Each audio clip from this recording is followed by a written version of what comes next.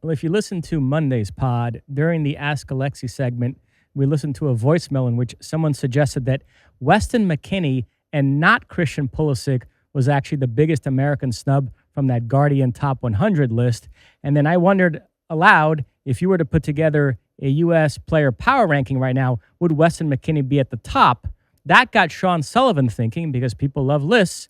And so he asked you to come up with a top 5 U.S. player power ranking. Well, you know, I love me some power rankings, Mosse. We will definitely have power rankings come this summer with the World Cup. I love it. As you said, it's like catnip, and it is evergreen out there when it comes to people because people agree, people disagree.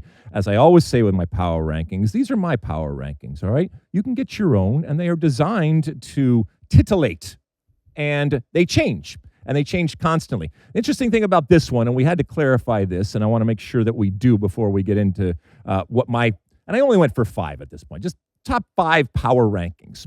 I am going to make them relative to the moment, okay? So if you happen to be hurt, for example, you can't be in my power rankings right now. So it's kind of what you've done. I guess maybe we'll do this every couple of weeks or something like that. So it'll have to, encompass a kind of a 2-week span.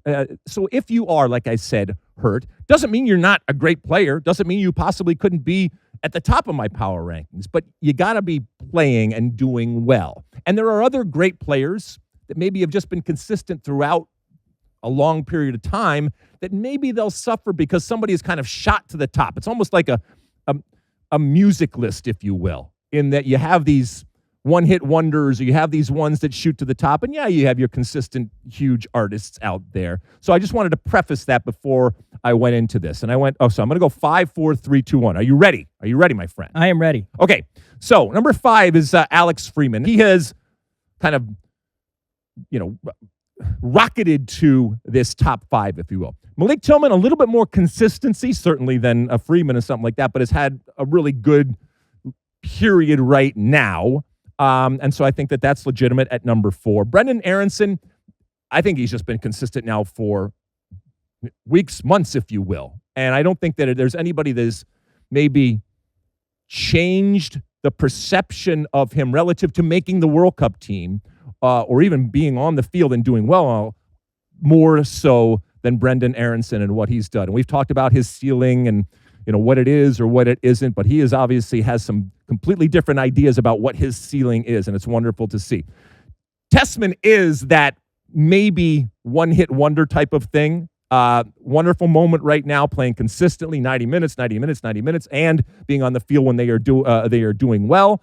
I don't know if it's enough yet to get him on the team this coming summer, but he's doing everything in his power right now, and there's a lot of people whose heads he is turning, and so that's why he goes to number 2. And then it should come as no surprise, given everything that we have said about Weston McKennie and where he is and the level that he is playing right now, his consistency, his value, he's at number 1. So again, Christian Pulisic, nowhere to be found. Why? Well, certainly the second half of his season right now has been anything but what the first half was, and he's hurt.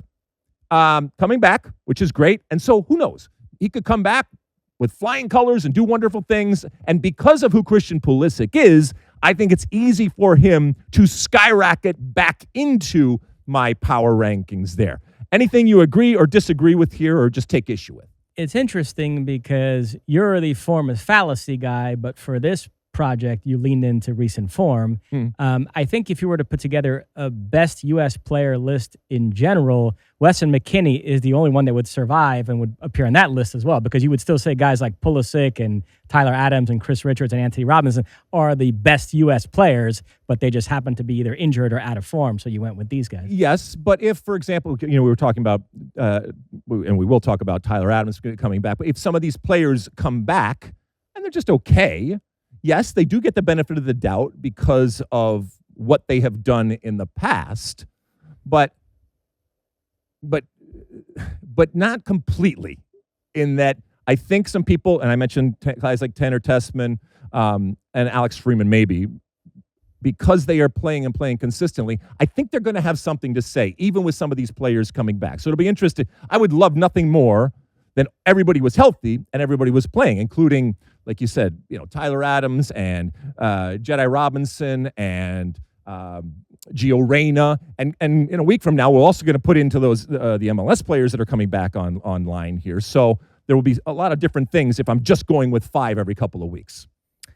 So one player not on the list because he's been sidelined for a while due to injury is Tyler Adams. But as we transition to a midweek Premier League round, Tyler Adams is back, sort of. He was an unused sub for Bournemouth yesterday in their 2-1 away win over Everton. Brazilian teenager Ryan conceded a penalty, but then redeemed himself by scoring. That's 2 goals, 1 assist in 3 games for him. Adley got the other for the Cherries. Nice victory for them. They're in the top half of the table. And it looks like they're going to get Tyler Adams back on the field soon. But I don't think too soon. And I think that they are treating him, and I think fairly so, with kid gloves here. And they're going to have a nice little break here. And so while I think it was good for him, not just physically to show that he can be back, but even for mentally for Tyler Adams, who we know, I mean, gosh, he has had a lot of injuries over the years. And he is, I hate to use the word, but he's kind of fragile. And so I'm happy that he was there for his mentality of going forward and getting back. But I'm also kind of happy that they're taking a very cautious approach to him. And I say that I'm happy because of what I think he is going to do if, knock on wood, he is fully healthy this summer, and the competition that he can create for being on the field, but also just the value that he brings being on the field. Also on Tuesday, Brendan Aronson started for Leeds, who were away to Chelsea. This was an astonishing match. I watched the whole thing. Chelsea were leading 2-0 mid-second half thanks to a João Pedro and a Cole Palmer penalty, and it might as well have been 5-0. They had completely dominated up to that point. They looked to be cruising, and then they switched off. Mecha from the penalty spot 2-1, and then Okafor 2-2. Brendan Aronson went almost the whole way. He was subbed out late, but Leeds salvaged a remarkable point. And it turned out to be a fortuitous day for them because not only did they get this point, West Ham were leading Manchester United late, surrendered a stoppage time equalizer to Šeško. So it looked like it might go down to 3. Instead, the gap stayed at 6 between those two clubs. When somebody that doesn't follow soccer, talks to you, and I know you are incredibly benevolent when it comes to the knowledge that you have. You will talk to anyone. When the old adage of 2-0 is the most dangerous lead in soccer comes up, how is it that you try to explain to him how that concept works?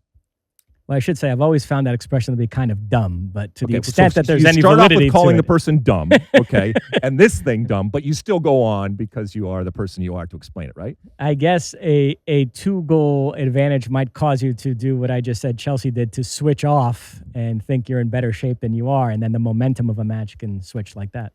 But you don't think that had anything to do with it, and therefore it's a dumb thing to say. I suppose, yeah. If it had stayed 1-0, Chelsea might have stayed more focused and not let down their guard. But you think there is something to it? Well, I just think in your big brain, it's very difficult. And I've been there before. It's very difficult. 2 things can be true at the same time.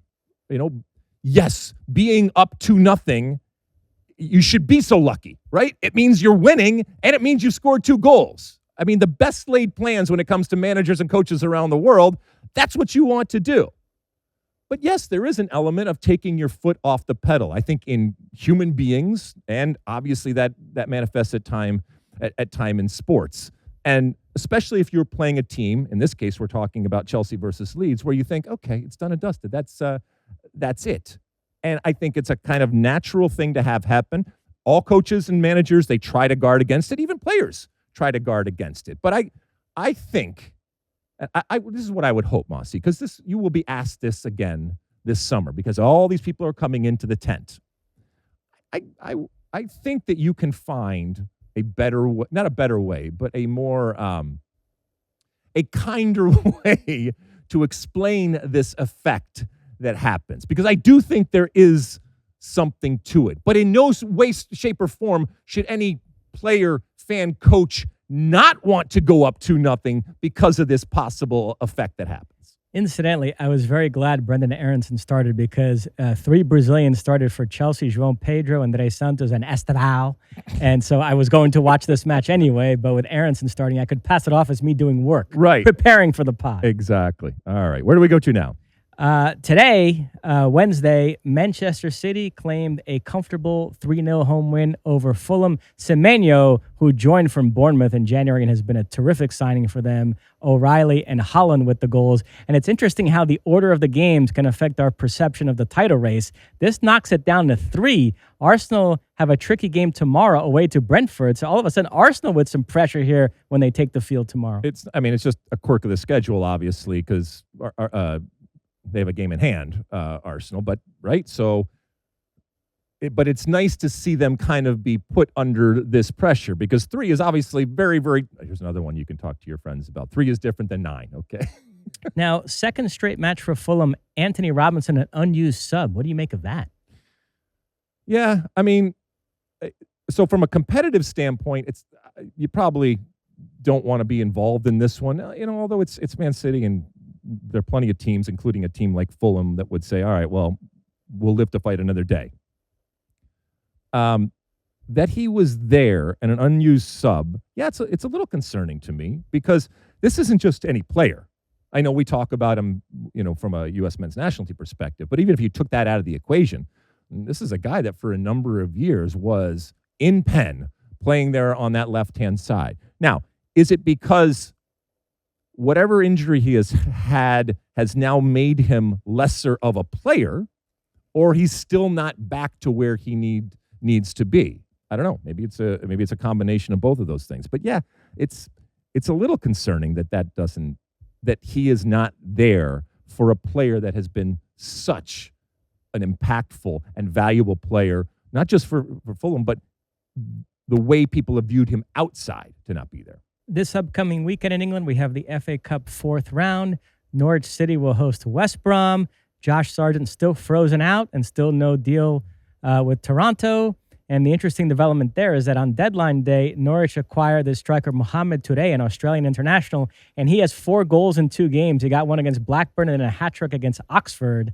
So Norwich fans have moved on. Even if they were to make peace with Sargent tomorrow, I don't know that he's going to walk back into the starting lineup. So that situation is very messy for him. But they could still do a deal with MLS. Correct. Although in a year and a half or whatever, when everything changes, that would be out. And because you would be on the same schedule as everybody else, and therefore the window would have been closed. So there's, positives and negatives when it comes to that. But either way, when it comes to Josh Sargent, didn't get his move and now isn't even playing. So, I mean, World Cup, I don't even think is something that he, or to be fair, Mauricio Pochettino is considering right now. But, I mean, he's still being paid, but he's just kind of cooling his heels right now until the summer, I would think. We mentioned, or unless they do a deal. Brendan Aronson and Leeds, they will be away to Birmingham City, which, of course, is owned by our Fox Sports colleague Tom Brady, who, by the way, has gotten rave reviews for year 2 as a commentator. The general consensus is Brady improved quite a bit from year 1 to year 2. Well, when you first got into television, were you slow out of the gates and then you could sense yourself getting better the more you got used to it? Oh, no, I was awesome from the get. It was. No, look, like anything, the more you do it, the better off you're going to get. It's just a matter of how much you're improving. And I think you just said the consensus, but I don't care about the consensus. I care about what you think. Do you think that he has improved? Because I do. And look, if I didn't think it, we wouldn't be having this conversation. But I do think that he has improved. Not only has he gotten better, but parallel to that, Tony Romo has gotten worse. So we now have the upper hand in that. Well, that was relative to all the prognostication, right? I mean, he was able to predict what was going to happen. And once that kind of didn't or stopped being as cool as it was initially, then you still gotta work. Look, you know what? This is such a subjective business, and people like you, they don't like you, whether it's fans or viewers or your bosses and anything like that. But ultimately, it's still about work. It's still about doing as much work as you possibly can. And then there's an innate type of thing that you have. But if anybody has shown that hard work can provide fruit, it's certainly somebody like Tom Brady. So I think he's done the work, and I think it's shown in his performance. Incidentally, he spent his entire college career at Michigan, so there's no ambiguity there. unlike other schools that have to claim a running back who spent like 15 minutes at their school. That's an inside joke, my state rivals. On the topic of championship clubs, we just mentioned Birmingham City and Norwich, West Brom. Big one on Monday in the championship. Coventry will host Middlesbrough. That's Haji Wright against Aidan Morris. Middlesbrough right now 2 points above Coventry at the top of the table. Shaw Brown's Ipswich Town are third.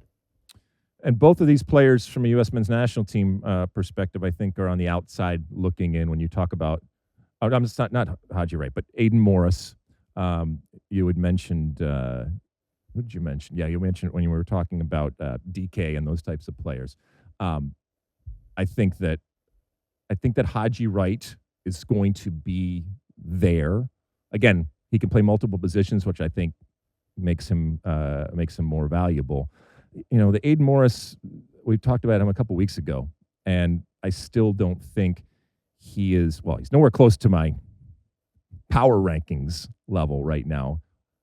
And I think and he's one for sure if he doesn't get called in March. As a lot of players, if he doesn't get called in March, then there's no chance.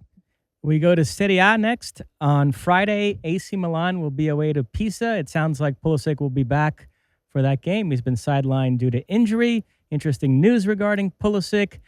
Tutto Sport had an article about him. They mentioned that his contract is up in 27, and Pulisic and AC Milan had verbally agreed to a new deal months ago, but Milan have actually yet to put something on the table for him to sign. He's growing a little bit restless. Then the article ends by saying that Milan better hurry up because the likes of Arsenal and Liverpool are tracking him. So first off, a verbal agreement, okay? Obviously, we know contractually and legally that's not binding. But it has to come from somewhere. At some point, you have to be sitting down with the decision makers, whether it's you or your representative, and you have to say, we want to sign you. And the agent or the player, if you're going directly with the player, will say, I want to sign. So that's I guess, a verbal agreement, with the understanding that it can be tossed away at any moment. But it does seem strange that because a verbal agreement comes from, I want to sign you, and we want to sign you. I want to sign. But, okay, it should be easy then. Go to the frickin' fax machine. Do anybody use fax machines anymore? Go to the printer, and let's go. Let's get this thing done. So that's a little strange.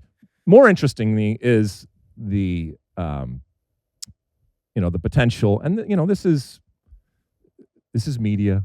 And who knows how much or little of this is true, but it's still fun to talk about when it comes to Christian Pulisic and what his value would be after what he has done in Serie A with AC Milan. And, these are some very, very big clubs. And whether it's Arsenal or Liverpool, if that were to happen, they should be so lucky to get someone like Christian Pulisic. I don't know. Do you think it would be a good move? Let's just first start with that. I would prefer for him to stay at AC Milan where he's found a good home, where he plays well, instead of going back to a big Premier League club. I know the grass is always greener, but let's remember how things went at Chelsea, how toxic it was at the end there. There's something with Americans and England still that I don't think always makes for a good match. Okay, so it's not specific for you to the level, and I think we can both agree that he can compete, I think, at any level in the world. It's specific to the culture and the climate, not the climate, the weather-wise, but just the climate that is the EPL and that is English soccer. Let's remember, Weston McKennie, you see what he's doing at Juventus. He was laughed out of England when he played for Leeds. There are still people in that country that think he's a horrible player and that his success at Juve says more about Serie A than anything else. It's not for everybody. Whether it's and there will be players that go to Serie A and say, this is not what I signed up for, this is not what I like. So, yeah, you got to find a place where on the field you feel comfortable and off the field you feel comfortable. I'm not ready to say that Pulisic can't assimilate or re-assimilate, I guess it would be, if he's going back to England. And from a selfish perspective, I would kind of still love to see it because, we talked about before about what are the ultimate elite teams in the world. And there's still a very small group of teams. And certainly someone going to Arsenal or someone going to Liverpool, especially with his pedigree, it would be fun to see and to kind of test that experiment, whether he's going to assimilate or if he is going to be able to actually do the soccer and if he's going to play. And for a lot of Americans, it would be immediately eyes on teams that already have a lot of eyes when it comes to Arsenal and Liverpool. Speaking of Weston McKennie and staying on the Americans' contract situation with a big Italian club tip, McKennie's contract with Juve is up this summer. We know Luciano Spalletti is a big fan. He wants Juve to re-sign him, but they're still far apart on money. And now you're seeing reports in Italy that Atletico Madrid and Inter Milan are interested in Weston, and he has a chance this upcoming weekend to impress Inter Milan. Juve are away to Inter in the Derby d'Italia, big one in Italy, first versus fourth. So, like Pulisic, you still think that the best place to see the best of Weston McKennie is Serie A? So, for example, you'd be much more happy to see him go to someplace like Inter Milan as opposed to going to someplace in England? Yeah, now the other option with him mentioned was Atletico Madrid. Right. That could be interesting. He is kind of a Simeone player. More so than England? But I think I would prefer Inter. Okay, if it was Inter? Definitely not England. Oh, definitely not England. Yeah. Boy, someone's really down on England right now when it comes to, certain players, Well, just Americans there. Right. Brazilians have never been higher. I mean, the Premier League is chock full of Brazilians now. So what do you think it is? What do you think it is when it comes to Americans in England? I don't know. Did you see, by the way, I sent you guys this clip, Gilberto Mora's agent talking about the transfer fee from Mora, and the Brazilian league caught a stray. She's like, I see these Brazilians going for like 80 million euros and Mexicans go for 8 million, and their league isn't that much better than ours, and that's ridiculous. And I'm on a mission to make sure that Gilberto Mora gets a Brazilian-type transfer fee when he goes to Europe. So that's something to keep an eye on with Mexico's big teenage star. All right. Well, look, I think he's going to be just fine. I'm not worried about him. But yeah, really looking forward to Inter Juve. That's always a fun rivalry. And Weston has good numbers against Inter in his career. Incidentally, before we depart Italy, the Coppa Italia semis are set. It'll be Inter versus Como. Cesc Fabregas doing a terrific job with Como, by the way. And then the other semifinal, Atalanta versus Lazio. Lazio broke Sean Sullivan's heart today. They eliminated Bologna on penalties. The Como thing is kind of like what we talked about last pod about, these clubs that have these shining moments. Oftentimes they're brief, the Parmas and the Sampdorias and stuff like that. But obviously it's an opportunity to do something for players and managers to show what they can do to kind of go on. But I'm not sure if it's sustainable when it comes to some of these places. The Copa del Rey semis got underway today. Real Sociedad, who are managed by an American, Pellegrino Matarazzo, they claimed a 1-0 away win in the first leg against their Basque rivals, Athletic Bilbao. So they're in good shape to advance there. The other semifinal begins tomorrow. Atletico Madrid hosting Barcelona. Sounds like Johnny Cardoso's still out with injury. All right. I mean, well, yeah. It's hard to judge him with him being out so much. So, I mean, yeah, hopefully he gets better. Rashford's out too? I hadn't checked the Barca injury list, so if we're trusting Sean Sullivan's rundown, he has Rashford and Rafinha out for Barcelona. Okay.